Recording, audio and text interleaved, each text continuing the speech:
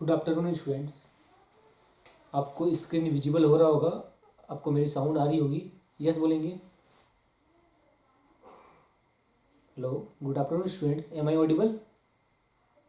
क्या मेरी आवाज़ आप तक पहुंच पा रही है?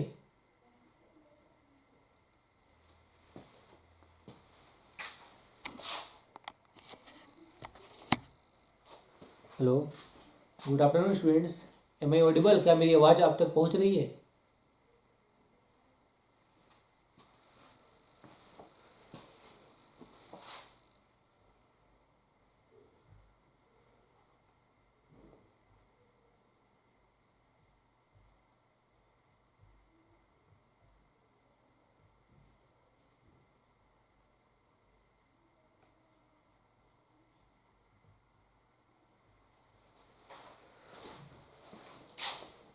स्टार्ट करते हैं। कल हम लोग देख रहे थे रोटेशनल मोशन में सेंटर ऑफ मास, और हमने देखा था कि सेंटर ऑफ मास आपका एक ऐसा पॉइंट होता है जहाँ पे आप ये मानेंगे कि कंप्लीट सिस्टम उसी पॉइंट पे सेंटर्ड है ना। हमने सेंटर ऑफ मास निकालने के हमने डिफरेंट डिफरेंट फार्मूले पढ़े थे, है ना। इसमें हमने डिस्ट्रीब्यूटेड पार्टिकल के लिए भी पढ़ा था। डिस्ट्रीब्यूटेड पार्टिकल के लिए सेंटर ऑफ मास निकालने का एक अलग फार्मूला होता है। वैसे ही एक कंटिन्यूअस बॉडी के लिए, अगर मान लीजिए कोई बॉडी कंटिन्यूअस है, तो कंटिन्यूअस बॉडी के लिए हमने सेंटर ऑफ मास निकालने का एक अलग फार्मूला पढ़ा था, है ना। और अगर आप सभी फार्मूले पे देखें,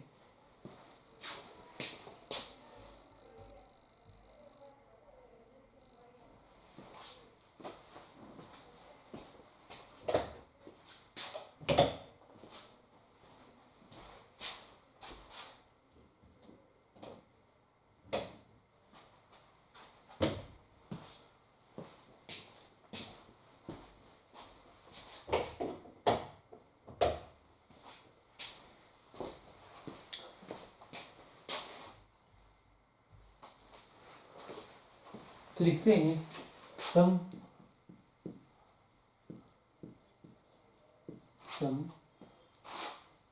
important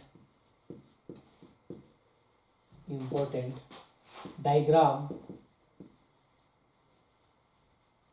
and its centre of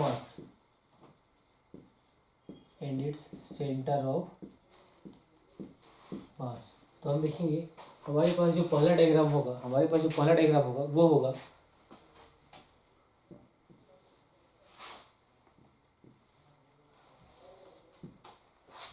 ये। मान लीजिए एक रेक्टेंगल है, ये एक्सिस है एक्स एक्सिस, ये एक्सिस है वाई एक्सिस। अगर इस रेक्टेंगल को इस डायग्राम को देखें तो ये रेक्टेंगल है। रेक्टेंगल कैसे है? अगर आप इसकी लेंथ को लें बी के बराबर, इसकी हाइट को ले आप एल के बराबर, तो आपको पता है कि रेक्टेंगल की जो विड्थ होती है और जो लेंथ होती है वो अलग अलग होती है। तो अब यहाँ देखेंगे कि अगर बी है और लेंथ एल है, अगर आप इसका सेंटर ऑफ मास निकालें सेम फार्मूले से जो हमने कल निकाला था, तो निकाल सकते हैं, सेम आएगा। आंसर कितना आएगा? आंसर आएगा एक्स सेंटर ऑफ मास, जिसको हमने लिखा था कुछ इस तरीके से। ये आएगा यहाँ पे, अगर इस एक्सिस से आप देखें, ये एक्सिस है, ये कौन सा एक्सिस है? ये वाई एक्सिस। और जो सिस्टम किधर है? सिस्टम इधर है। तो वाई एक्सिस से जब आप राइट साइड जाएंगे, वाई एक्सिस से राइट साइड मतलब इस साइड, अगर वाई एक्सिस से राइट साइड जाए तो आप देखेंगे कि आपको एक लेंथ मिल रही है बी के बराबर, है ना। ये जो डिस्टेंस है बढ़ता जा रहा है वाई एक्सिस से इस साइड जब जाएंगे राइट साइड में, तो आप देखेंगे बहुत सारे पार्टिकल मिलेंगे आपको, अलग अलग पार्टिकल मिलेंगे। और जो ये डायग्राम है बी डिस्टेंस तक आगे बढ़ता जाएगा। तो एक्स सेंटर ऑफ मास मतलब वाई एक्सिस से एक्स दिशा, तो ये वाई एक्सिस से इसे एक्स डायरेक्शन क्या होगा? ये वाई एक्सिस से तो एक्स डायरेक्शन क्या होगा? ये होगा एक्स डायरेक्शन। ये एक्स एक्सिस है तो इसे ऊपर गिर जाएंगे तो क्या मिलेगा आपको? वाई। ये एक्स एक्सिस से इसे ऊपर गिर जाएंगे तो वाई। ये वाई एक्सिस से इसके राइट साइड आएंगे या लेफ्ट साइड आएंगे तो एक्स। इसका मतलब ये है कि अगर एक्स डायरेक्शन में इसकी टोटल लेंथ है बी, तो एक्स सेंटर ऑफ मास आएगा L/2। सिमिलरली अगर वाई सेंटर ऑफ मास लिखे तो वाई सेंटर ऑफ मास को हम लिख सकते हैं वाई सेंटर ऑफ मास, और इसी में कितनी आएगी देखिए, ये क्या है? X axis. एक्स एक्सिस से ऊपर गिर जाएंगे तो आपको क्या मिलेगा? वाई। एक्स एक्सिस से नीचे की ओर जाएंगे तो आपको क्या मिलेगा? वाई। तो एक्स एक्सिस से ऊपर और एक्स एक्सिस से नीचे जाने पे आपको वाई मिल रहा है। इसका मतलब वाई डायरेक्शन में लेंथ कितना है? एल। तो कितना है, इसका आधा कर देंगे तो कितना होगा L/2, लेकिन जो यहाँ x डायरेक्शन में जो L है वो b के बराबर है, हम इसको लिखेंगे b/2। अभी कैसे निकला, अगर निकालना चाहे निकाल सकते हैं, निकालते हैं। हमने पढ़ा था एक सेंटर ऑफ मास का formula, integration r dm upon integration dm, है ना। तो अगर हम वैल्यू पुट करें, अगर हम एक स्ट्रिप लें, ये मान लीजिए हमें एक स्ट्रिप ले रहे हैं, स्ट्रिप है ना, ये एक स्ट्रिप है। स्ट्रिप का डिस्टेंस यहाँ से कितना है x, यहाँ डिस्टेंस x है। स्ट्रिप का लेंथ कितना है या फिर चौड़ाई कितना है, dx के बराबर, कितना है dx के बराबर। तो अगर आप ये फार्मूला लगाएं इंटीग्रेशन, इसको x बोलते हैं, x सेंटर ऑफ मास, तो आंसर आएगा x की जो वैल्यू आएगी वो आएगी, हमने कल देखा था x की जो वैल्यू है वो बराबर होगा x के, और dm की वैल्यू बराबर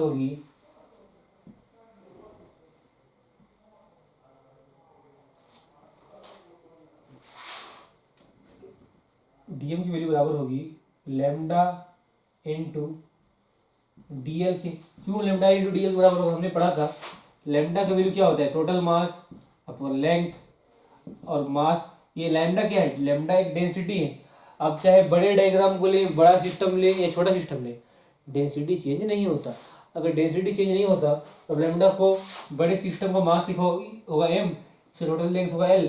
अगर छोटे सिस्टम के लिए लिखें, अब लिखते dm, उसका लेंथ क्या होगा dl, है ना, dl। या फिर अब इसी को dl की जगह लिख सकते हैं dx, तो लिख सकते हैं dx, है ना।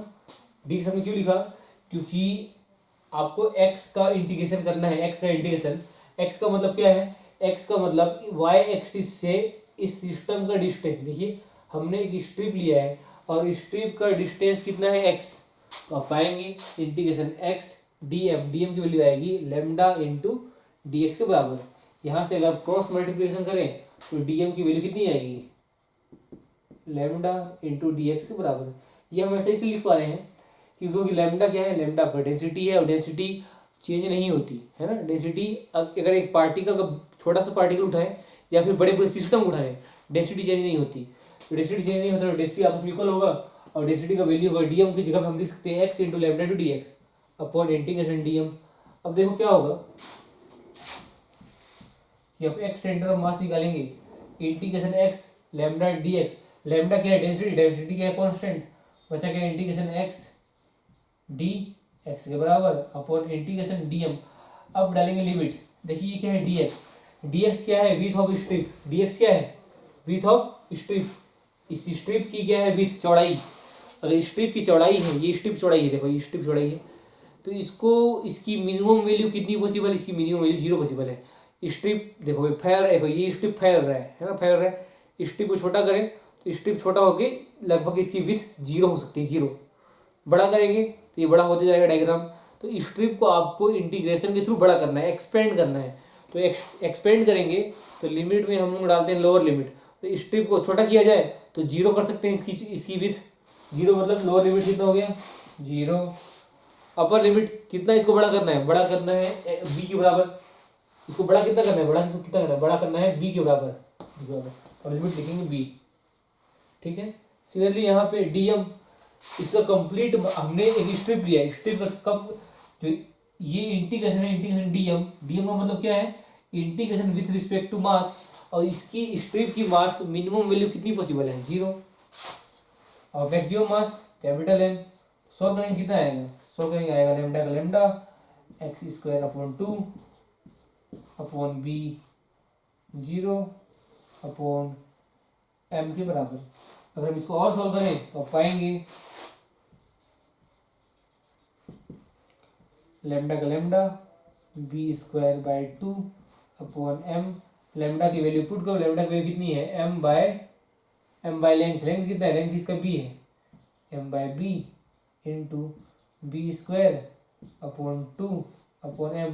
अब ये मैं l की जगह पे b क्यों लिख रहा हूँ, क्योंकि जो l है ये हम जानते हैं कि इसका जो लेंथ है x डायरेक्शन में कितना है, x के बराबर, है ना। जैसे एम बाई एल, एम का एम लेंथ कितना है, लेंथ है आपका एक्स डायरेक्शन में एक्स के बराबर, तो आप लिखेंगे इसको M by X, M by X लिखेंगे तो ये कट जाएगा, आंसर कितना आएगा, सब कट जाएगा, एम और एम कट जाएगा, आंसर आएगा बी बाय टू। तो हमें देखो हम निकाला है, हमने निकाला X centre of mass B by two, Y centre of mass L by two. तो सेंटर ऑफ मास एक ऐसा पॉइंट होगा जहाँ पे उसका सेंटर ऑफ मास उसका कंप्लीट मास उसका सेंटर्ड होगा। तो अगर मैं इसका एक और डायग्राम बनाऊँ जहाँ पे मैं सेंटर ऑफ मास को लोकेट करूँ, तो ये होगा एक्स, ये होगा वाई, और ये सेम डायग्राम बना, और सेंटर ऑफ मास कहाँ हुआ, सेंटर ऑफ मास बीच में हुआ, इसको बोलेंगे सेंटर ऑफ मास। अब बीच में कहाँ पे, बीच में कहाँ पे होगा, अगर ये डिस्टेंस टोटल बी है तो ये डिस्टेंस कितना होगा बी बाई टू, अगर ये डिस्टेंस एल है तो ये डिस्टेंस कितना होगा एल बाई टू। तो ये इसका सेंटर ऑफ मास का पोजीशन है कि वो बी बाई टू एक्स की वैल्यू है, एल बाई टू हाइट है, मतलब वाई की वैल्यू है, वाई कोऑर्डिनेट। तो आप देख पा रहे हैं कि हमने सेंटर ऑफ मास निकाल लिया है उस फार्मूले से, और अगर उस फार्मूले का यूज करना चाहते हैं तो आप कोई भी डायग्राम हो उसका सेंटर ऑफ मास निकाल सकते हैं, बस आपको इंटीग्रेशन करना होगा और वैल्यू निकालना होगा। तो अभी हम कुछ डायग्राम लिखेंगे, स्टैंडर्ड डायग्राम, जिनका हम सेंटर ऑफ मास याद रखेंगे, जिनका हम सेंटर ऑफ मास याद रखेंगे। तो इसमें से एक डायग्राम था रेक्टेंगल का, जिसका सेंटर ऑफ मास हुआ एक्स सेंटर ऑफ मास। अगर ये लेंथ बी है तो बी बाई टू, ये लेंथ एल है तो एल बाई टू। आपको इसमें ये ध्यान रखना है कि लेंथ आप कौन सा लेंथ ले रहे हैं, है ना, लेंथ कौन सा है, बी किसको मान रहे हैं, एल किसको मान रहे हैं, बी मान रहे हैं एक्स के डायरेक्शन में, और जो एल मान रहे हैं वो वाई के डायरेक्शन में मान रहे हैं। तो ये आपको ध्यान देना है ना। इधर लिख लेंगे, इसके बाद हम लोग सेकंड डायग्राम की ओर बढ़ेंगे। तो एक्स सेंटर मास हमने निकाला है, वाई सेंटर मास निकालेंगे तो भी सेम आएगा, वो तो भी सेम आएगा। तो इतना आप लिख लेंगे, इसके बाद हम लोग सेकंड डायग्राम की ओर बढ़ते हैं।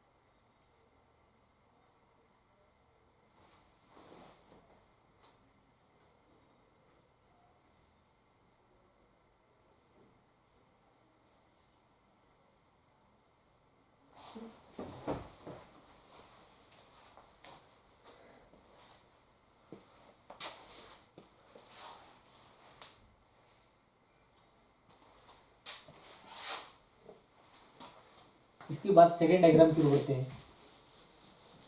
तो अगर हम सेकंड डायग्राम की ओर बढ़ें तो सेंटर ऑफ मास निकालने के लिए अगर क्वेश्चन में पूछा जाता है आपसे सेंटर ऑफ मास निकालने के लिए, तो अगर इन जो मैं डायग्राम 5-6 डायग्राम बनाने वाला हूँ, अगर इसमें से अगर क्वेश्चन आ गया तो आप डायरेक्ट आंसर लिख सकते हैं। अगर नहीं आता तो आपको इन फार्मूले का यूज करके निकालना पड़ेगा आंसर, है ना, इन फार्मूले का यूज करके निकालना पड़ेगा। लेकिन सेंटर ऑफ मास हमेशा क्वेश्चन में ऐसा नहीं आता कि centre of mass find out कीजिए। कई जगह सेंटर ऑफ मास की लोकेशन हमें इंपॉर्टेंट होती है क्वेश्चन में आगे बढ़ने के लिए। तो क्वेश्चन में आगे बढ़ने के लिए अगर सेंटर ऑफ मास इंपॉर्टेंट है तो उसमें स्टैंडर्ड उनके जो इक्वेशन है वो भी याद होने चाहिए, उनके डायरेक्ट सेंटर ऑफ मास का पोजीशन भी याद होना चाहिए, ताकि आप सेंटर ऑफ मास को निकालने में टाइम वेस्ट ना करें, है ना। तो जहाँ पे सेंटर ऑफ मास नहीं पूछा गया है वहाँ पे हम कोशिश करेंगे कि हम डायरेक्ट फार्मूले से सेंटर ऑफ मास निकाल लें। तो पहला हमने देख लिया, सेकंड देखेंगे।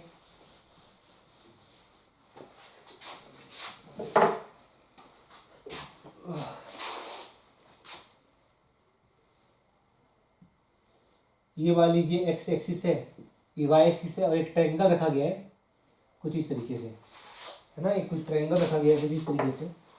तो आप पाएंगे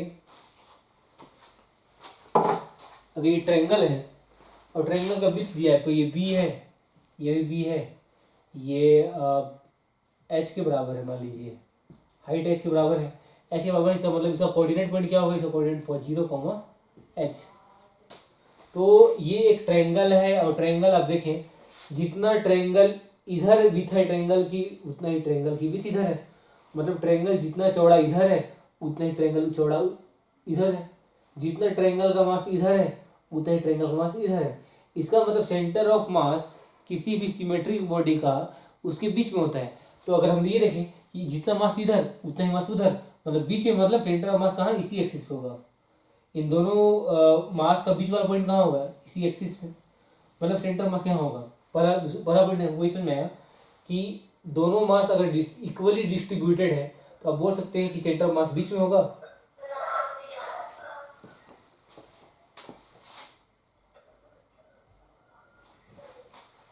ओके, तो हमने एक ट्रायंगल लिया है, ट्रायंगल में ट्रायंगल की हाइट है एच, और ट्रायंगल का जो विड्थ है -b से स्टार्ट होता है और +b तक जाता है ना। तो अगर आप देखें तो ट्रायंगल के जो ट्रायंगल का आधा पार्ट वाई एक्सिस के एक तरफ है, आधा पार्ट वाई एक्सिस के दूसरी तरफ है। तो आप समझ सकते हैं कि ट्रायंगल का आधा मास वाई एक्सिस के एक तरफ होगा, आधा मास ट्रायंगल के उस तरफ होगा। तो सेंटर ऑफ मास बिल्कुल बीच में होता है। बीच में कहाँ होगा, अगर आधा आधा पार्ट दोनों साइड है, तो बीच में कहाँ होगा, वाई एक्सिस पे होगा। बीच में कहाँ होगा, centre of mass Y axis पे होगा। लेकिन अगर आप देखें, जैसे हमने वाई एक्सिस को बेस बनाया, वाई एक्सिस इस डायग्राम को इक्वली बांटता है, इक्वली, ये डायग्राम को इक्वली बांट रहा है, कट कर रहा है वाई एक्सिस। तो इसका सेंटर ऑफ मास बीच में है। अब इस डायग्राम को देखिए, ये डायग्राम ऐसा भी तो हो सकता था, ये डायग्राम ऐसा भी तो हो सकता था, ऐसा भी तो डायग्राम हो सकता था, लेकिन ऐसा नहीं है। ऐसा नहीं है, इसका मतलब अगर ऐसा होता तो एक्स एक्सिस भी इस डायग्राम को इक्वली कट करता, तो सेंटर ऑफ मास कहाँ होता है, बीच में होता। लेकिन अगर ये वाला पार्ट नहीं है, ये पार्ट नहीं है, तो सेंटर ऑफ मास उधर शिफ्ट होगा जिधर की ज़्यादा मास रखा होगा। तो ये वाला पार्ट नहीं है, तो सेंटर ऑफ मास ऊपर की ओर शिफ्ट होगा। तो अगर हम डायरेक्ट लिखें सेंटर ऑफ मास, तो सेंटर ऑफ मास को डायरेक्ट लिख सकते हैं, यहाँ कहीं होगा सेंटर ऑफ मास। अगर निकाले सेम फार्मूला से निकाल सकते हैं, तो सेंटर ऑफ मास का फार्मूला आएगा, लोकेशन लिखते हैं, location R centre of mass का लोकेशन, एक्स की वैल्यू आएगी 0, वाई की वैल्यू आएगी h/3, जेड की वैल्यू 0। ये जो पहला नंबर है ये डिनोट करता है X centre of mass, second number denote करता है Y centre of mass, third number denote करता है जेड सेंटर ऑफ मास। अब ये वैल्यू कहाँ से आई, ये वैल्यू हमने उन्हीं फार्मूलों को लगा कर निकाला है जिन फार्मूले से हम अभी तक निकालते आए हैं, है ना। उसमें आपको एक स्ट्रिप लेना होता है, स्ट्रिप को फिर आपको इंटीग्रेट करना होता है, तो इंटीग्रेट करने पे ये सब वैल्यू आती है। तो एक्स सेंटर ऑफ मास की वैल्यू 0 क्यों है, क्योंकि ये जो डायग्राम है, डायग्राम ये जो सिस्टम है, सिस्टम को वाई एक्सिस इक्वल पार्ट में ब्रेक कर रहा है, इक्वल पार्ट में ब्रेक कर रहा है। तो अगर आप एक्स डायरेक्शन में इधर जाए, एक्स डायरेक्शन में इधर जाए, तो आप पाएंगे जितना मास इधर है उतना ही मास इधर भी है। इसका मतलब सेंटर ऑफ मास बीच में होगा, बीच में होगा मतलब यहीं कहीं होगा बीच में। अगर बीच में होगा तो बीच में किसी भी पॉइंट पे सेंटर ऑफ मास होगा, उसका एक्स की वैल्यू कितनी होगी, 0, क्योंकि एक्स की वैल्यू आपको तभी मिलती है जब आप लेफ्ट साइड जाए या राइट साइड। लेकिन अगर आप लेफ्ट साइड और राइट साइड नहीं जा रहे हैं, इसी एक्सिस पे हैं, तो आपको उसकी वैल्यू 0 मिलेगी। मतलब एक्स सेंटर ऑफ मास कहाँ मिलेगा आपको, सेंटर पे, और सेंटर का लोकेशन कितना होता है, एक्स की वैल्यू 0। और वाई क्या है, जो कंप्लीट सिस्टम है ऊपर की ओर है, नीचे की ओर तो कोई है ही नहीं, नीचे की ओर तो कोई है ही नहीं। तो अगर पूरा सिस्टम का मास ऊपर की ओर है, तो सेंटर ऑफ मास भी ऊपर ही होगा। ऊपर में कहाँ होगा, बीच में होगा, बीच में होगा। लेकिन ये एकदम बीच में नहीं होगा, क्यों बीच में नहीं होगा, आप अगर देखें तो ट्रायंगल के जो निचला पार्ट है, ट्रायंगल का जो निचला पार्ट है जिसको हम बेस बोलते हैं, बेस की नीचे तरफ उसका विड्थ ज़्यादा है। विड्थ ज़्यादा मतलब मास ज़्यादा। ट्रायंगल जब ऊपर की ओर मिलता है तो वहाँ पे उसका विड्थ क्या है, कम। विड्थ कम मतलब मास कम। तो सेंटर ऑफ मास उस पॉइंट की ओर शिफ्ट होता है जिधर ज़्यादा मास हो। जिधर ज़्यादा मास हो मतलब नीचे की ओर मास ज़्यादा है, तो ये नीचे की ओर शिफ्ट होगा। तो इसका आंसर आएगा h/3 के बराबर, है ना। सिमिलरली ये जो सेकंड पॉइंट था, थर्ड पॉइंट हम लोग लिख सकते हैं,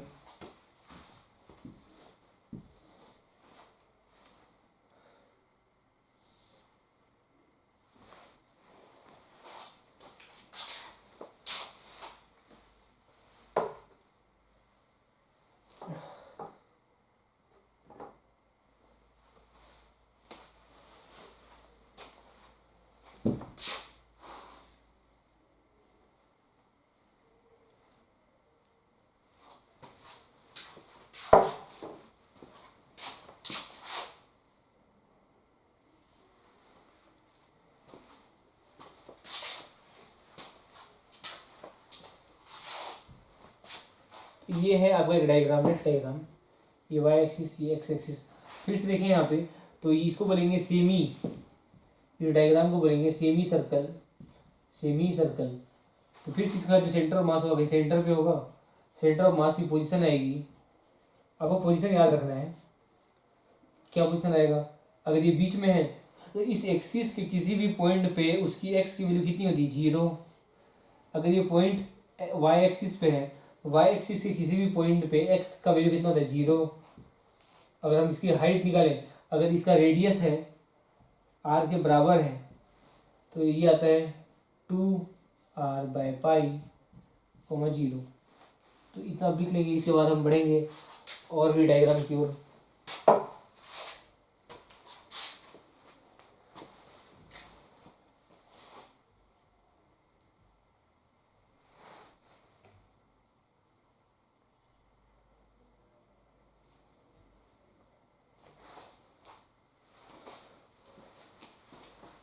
थर्ड डायग्राम, चौथा डायग्राम यहाँ पे बना सकते हैं।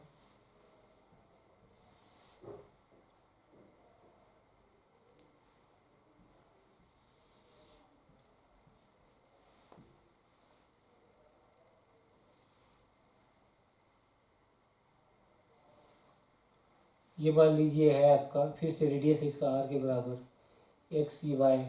अब ये क्या है, सेमी, इसको बोलेंगे सेमी सर्कल हो गया, इसको रिंग बोल सकते हैं, इसको रिंग बोलते हैं, रिंग। ये रिंग के फॉर्म में, रिंग मतलब होता है, हिंदी में बोलते हैं इसको वलय, हिंदी में बोलते हैं इसको वलय, रिंग। तो यहाँ भी इसको यहाँ भी लिखेंगे सेमी डिस्क। डिस्क का मतलब क्या होता है, चकती, हिंदी में बोलते हैं चकती।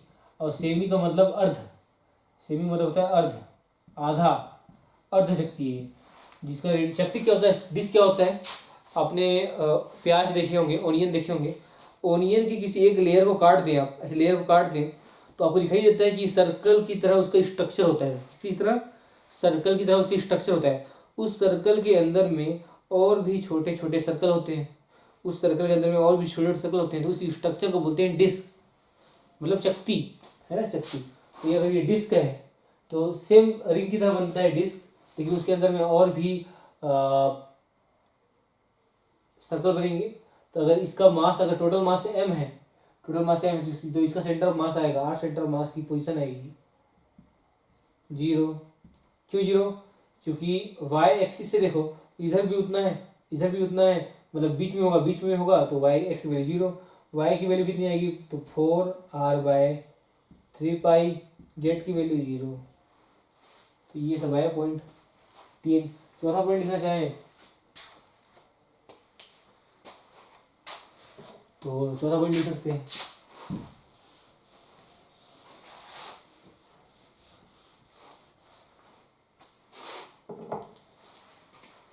चौथा हो गया, पांचवा लिखिए, पांचवा, ये एक्स, ये वाई,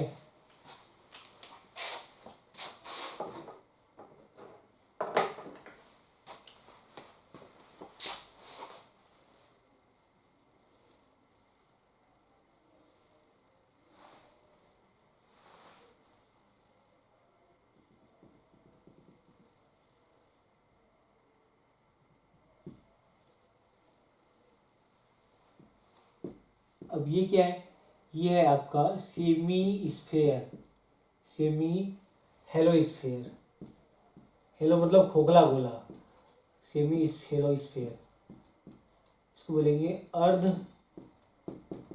खोखला गोला, खोखला गोला। तो इसका सेंटर ऑफ मास निकालना चाहे, सेंटर ऑफ मास, इसका सेंटर ऑफ मास आएगा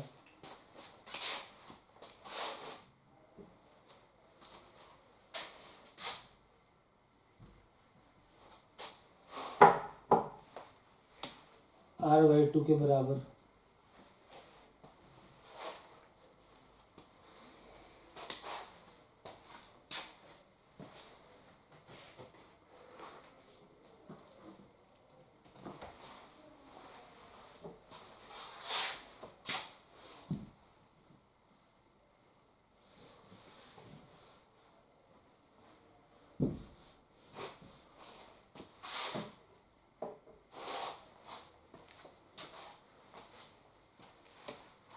अब अगर हम इसको बोलें, सेम इसको बोल सकते हैं,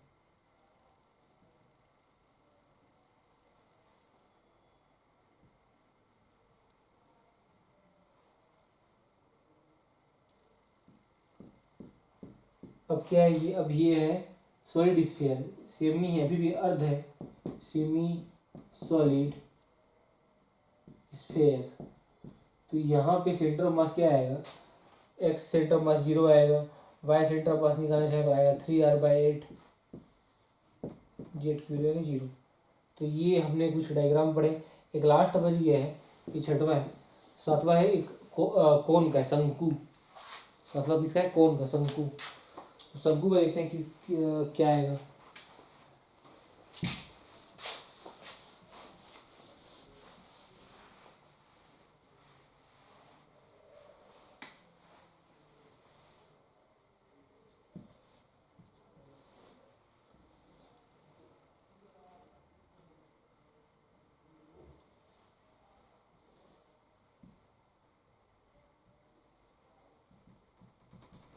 ये मान लीजिए आपका शंकु है, जिसकी हाइट है h के बराबर, है ना।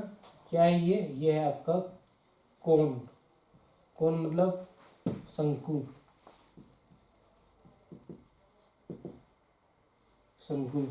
तो अगर इसका सेंटर ऑफ मास निकालना चाहें तो हम लिख सकते हैं 0,h/4,0।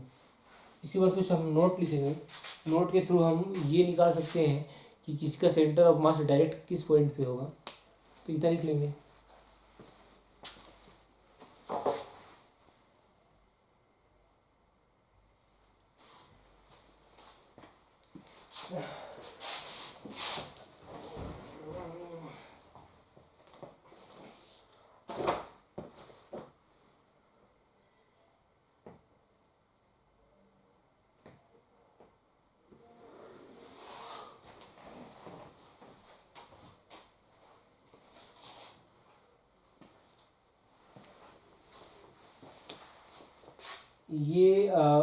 ये सॉलिड कोन के लिए है।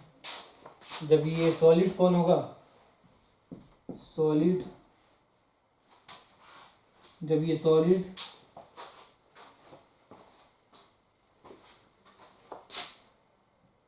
जब ये सॉलिड कौन होगा, तब ये होगा कि जब हेलोसोन होगा, हेलो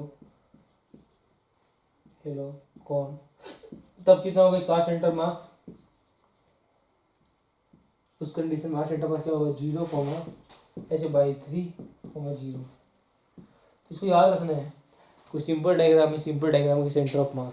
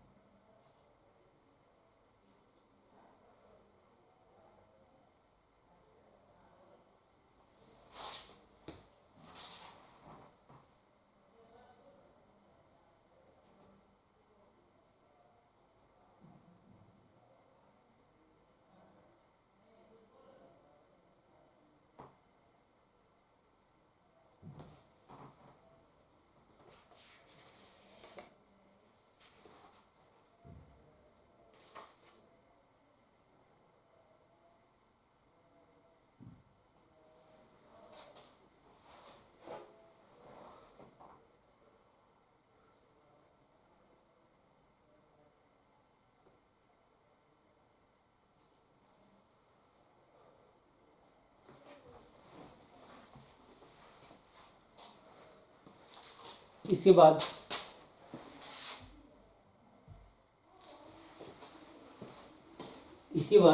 कुछ नोट लिखेंगे। नोट में क्या होगा,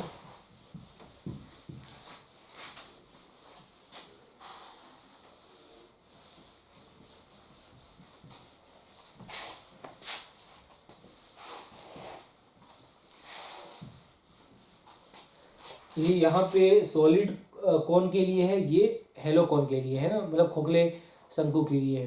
तो दोनों के लिए डायग्राम, मतलब दोनों के लिए सेंटर ऑफ मास की पोजीशन अलग अलग होगी, वैसे ही जैसे हमने स्फेयर के लिए किया था, है ना। तो इसको लिख लिया होगा।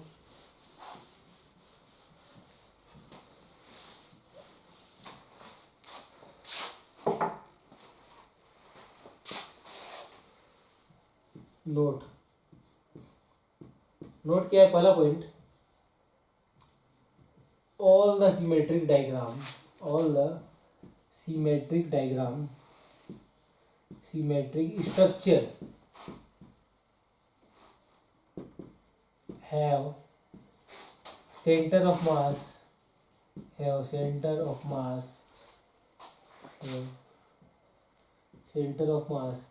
at their center इसका मतलब ये है कि मान लो हम एक डायग्राम में आते हैं, ये एक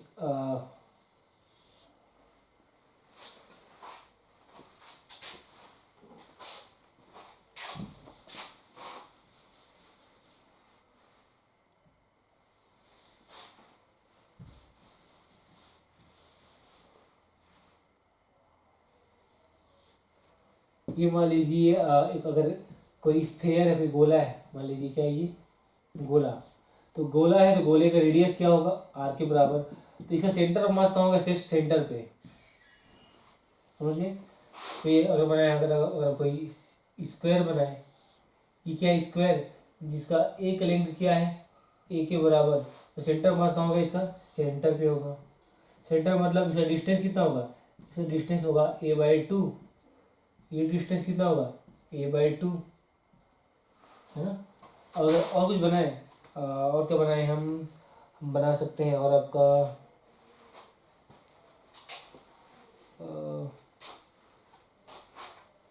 स्फेयर, ये क्या स्फेयर है, सर्कल भी बना सकते हो, सर्कल भी सेम होगा। ये अगर ये सर्कल होगा, मान लीजिए अगर ये सर्कल है,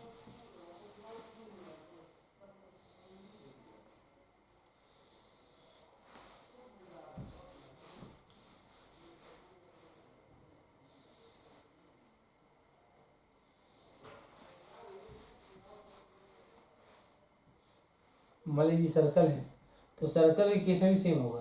क्या सेम होगा, सेंटर ऑफ मास इसके बीच में बनेगा, सेंटर ऑफ मास सेंटर पे। क्यों बीच में बनेगा, मैं क्यों बोल रहा हूँ बीच में बनेगा, हम इसलिए बोल पा रहे हैं बीच में बनेगा क्योंकि ये डायग्राम है, डायग्राम में जो मास है, मास चारों तरफ जो है किसी एक पॉइंट के रिस्पेक्ट में ये सिमेट्रिक डिस्ट्रीब्यूटेड है।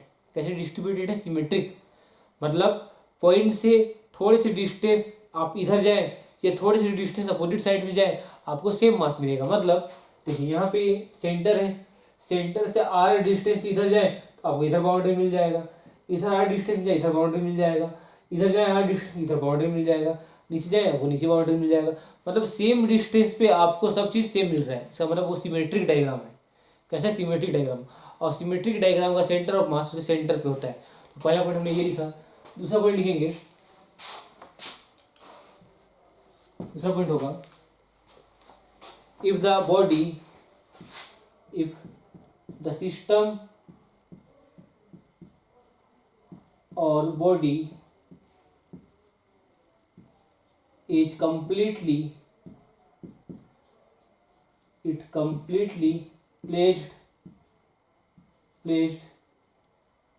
placed in any axis, then all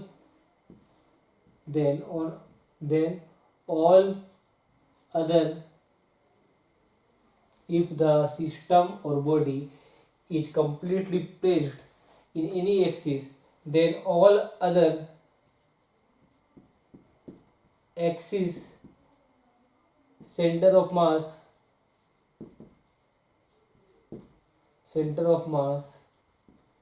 will be 0। ये जो हमने वर्ड्स लिखा है इसको डायग्राम से समझेंगे, आसानी से समझ जाएंगे। तो अभी तो स्टेटमेंट फॉर्म लिखेंगे कि अगर कोई सिस्टम या बॉडी किसी एक एक्सिस पे कंप्लीटली रखी गई है तो अन्य एक्सिस या अदर एक्सिस पे सेंटर ऑफ मास 0 होगा, है ना। थर्ड पॉइंट देखते हैं, if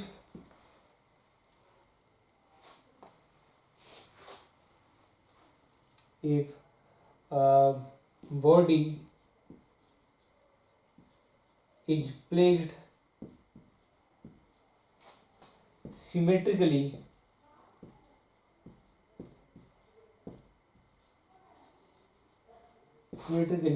about any axis, about any axis about any axis नहीं, about axis of y, then its x center of mass xcm equal to 0, and vice versa is also true, and vice versa is also true, and vice versa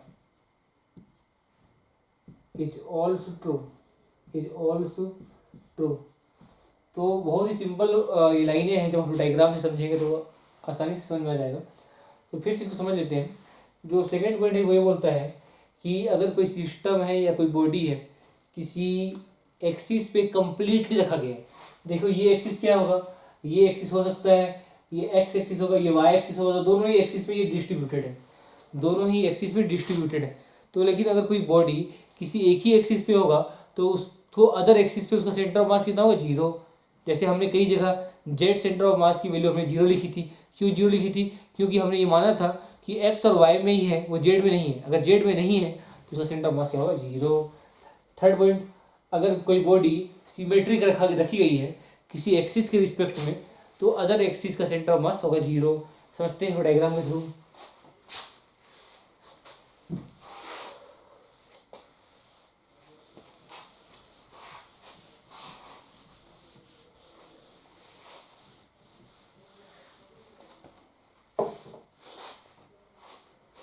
diagram से vice है तो ये देखिए,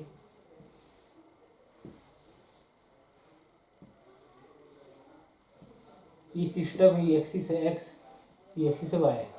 अगर अब इस diagram को देख के मैं आपसे पूछूं कि बताओ ये डायग्राम जो है किस एक्सिस के रिस्पेक्ट में सिमेट्रिक है, किस एक्सिस के रिस्पेक्ट में सिमेट्रिक है. मतलब ये डायग्राम का कौन सा एक्सिस ऐसा एक्सिस है जो डायग्राम को इक्वल पार्ट में बांट रहा है, जो डायग्राम को इक्वल पार्ट में बांट रहा है. तो आप देखेंगे इस डायग्राम में y एक ऐसा एक्सिस है जो डायग्राम को इक्वल पार्ट में बांट रहा है. मतलब हम ये बोल सकते हैं कि this diagram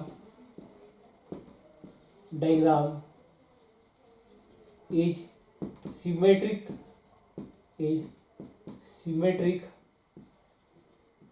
about y axis. क्यों? क्योंकि y एक्सिस इसको इक्वल पार्ट में इसको कट कर रहा है. तो हम बोल सकते हैं अगर y एक्सिस के रिस्पेक्ट में सिमेट्रिक है तो इसका एक सेंटर ऑफ मास कितना होगा, 0. सिमिलरली अगर कोई एक्सिस है, मान लीजिए ये कोई एग्जांपल है, ये डायग्राम मान लो ऐसा रखा गया है. तो अब देखो ये एक्स है, ये वाई है. अब बताओ इस डायग्राम में कौन किस एक्सिस के रिस्पेक्ट में सिमेट्रिक है. तो आप देखेंगे एक्स एक्सिस इसको इक्वली पार्ट्स में बांट रहा है. तो हम बोलेंगे दिस डायग्राम इज सिमेट्रिक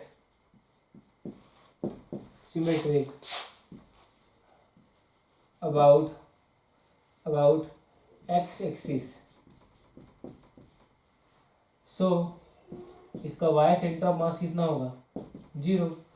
तो जिस भी एक्सिस के रिस्पेक्ट में कोई सिस्टम रखी जाए तो अदर एक्सिस का सेंटर ऑफ मास 0 होता है. और अगर कोई बॉडी सिमेट्रिक है दो किसी पॉइंट के रिस्पेक्ट में तो उसका जो सेंटर ऑफ मास उसके सेंटर पे होता है. तो ये हमने देखा.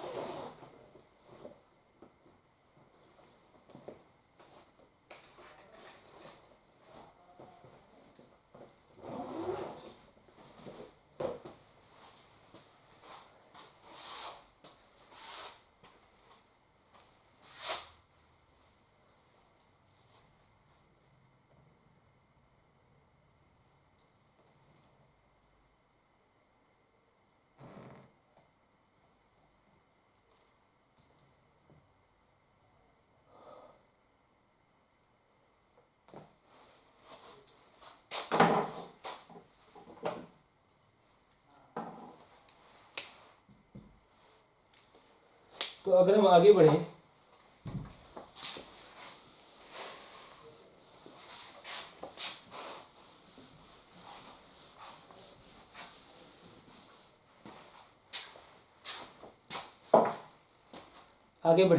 हम लिख सकते हैं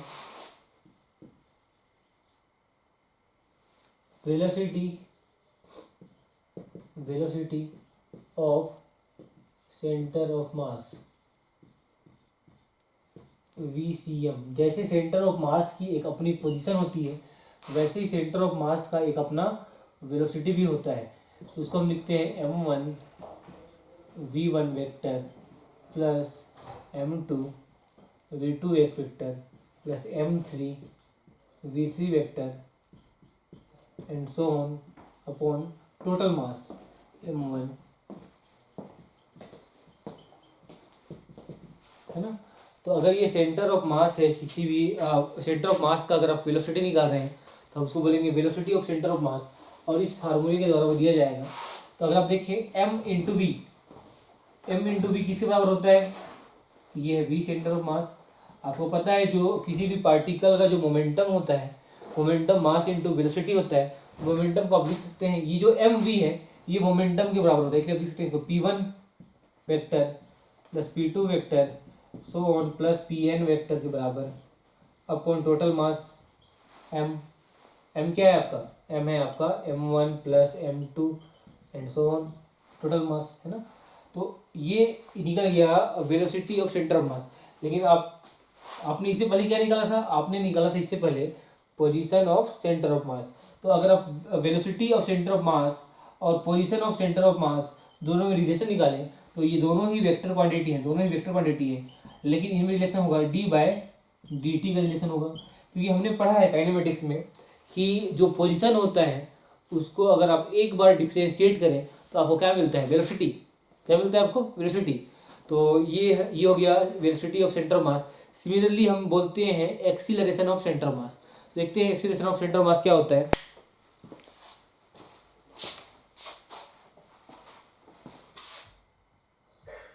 हेलो ओके फिर से रिपीट करें, ठीक है, फिर से रिपीट कर रहा हूँ मैं।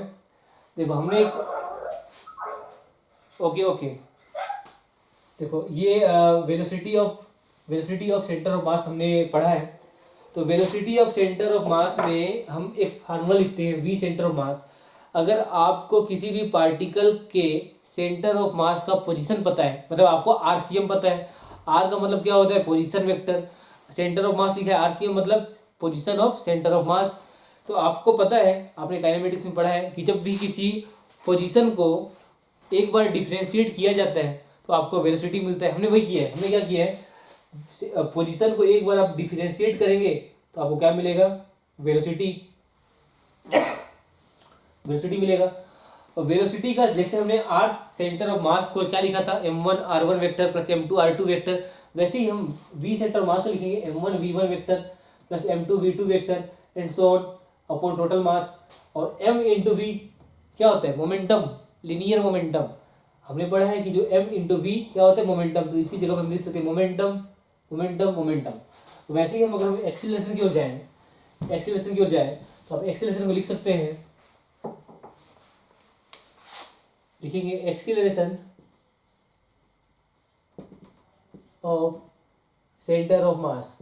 तो आपको पता है जो a सेंटर ऑफ मास जो होता है, एक्सीलरेशन कैसे निकलता है, एक बार आप डिफरेंशिएट कर दीजिए वेलोसिटी को तो क्या निकल जाएगा, एक्सीलरेशन।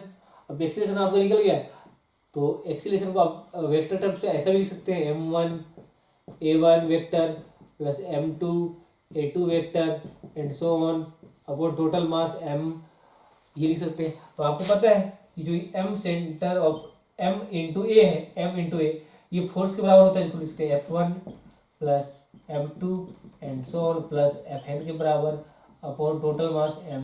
तो हम लिख सकते हैं ये जो टोटल मास है इसको हम लिख सकते हैं F नेट, इसको लिख सकते हैं नेट फोर्स।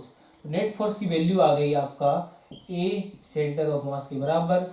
हम यहाँ से लिख सकते हैं कि जो नेट फोर्स होता है, नेट फोर्स वो m सिस्टम, ये क्या है, सिस्टम का मास है, सिस्टम का टोटल मास है, सिस्टम का total mass into a centre of मास के बराबर होता है। हम इतना लिख सकते हैं, हम इतना, है ना, ये हमारा एक्सप्रेशन आ गया है नेट फोर्स का, m system into A centre of मास, इतना आप लिख लेंगे। अगर इसमें हम आगे बढ़े तो आप पाएंगे, इसके बाद यहाँ लिख रहा हूँ, इधर लिख रहा हूँ, तो जब आप देखेंगे कि हमारे पास आया है एफ नेट की value m into A centre of mass का वेक्टर, जब आप देखेंगे एफ नेट को अगर आप बोले, एफ नेट को आप बोले एफ एक्सटर्नल और इसकी वैल्यू को आप बोले 0,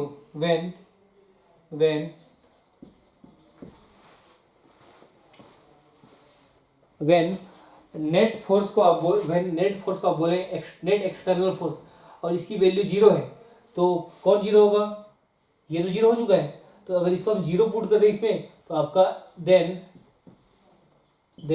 ए सेंटर ऑफ मास भी आपका 0 के बराबर होगा। अगर ए सेंटर ऑफ मास 0 है तो हम दो कंक्लूजन निकाल सकते हैं। फर्स्ट कंक्लूजन कि अगर ए 0 है तो एक्सीलरेशन के 0 बोलने का मतलब ये है कि या तो वेलोसिटी भी 0 है सेंटर ऑफ मास का, अगर वेलोसिटी 0 है तो हम बोलेंगे centre of mass is in stationery,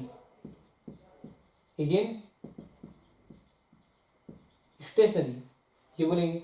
और अगर ए सेंटर ऑफ मास 0 है लेकिन वी सेंटर ऑफ मास 0 नहीं है, तो वी सेंटर ऑफ मास क्या होगा, कांस्टेंट, मतलब इसकी वैल्यू चेंज नहीं हो रही होगी। अगर चेंज नहीं हो रही होगी तो हम यहाँ से बोल सकते हैं कि सेंटर ऑफ मास सी मतलब centre of mass is moving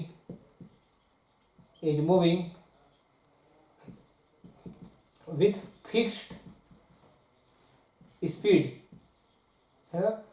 तो इन दोनों ही कंडीशन में चाहे आप वी सी एम की वैल्यू 0 हो या वी सी एम की वैल्यू कांस्टेंट हो, दोनों ही केस में सेंटर ऑफ मास की पोजीशन चेंज नहीं होती।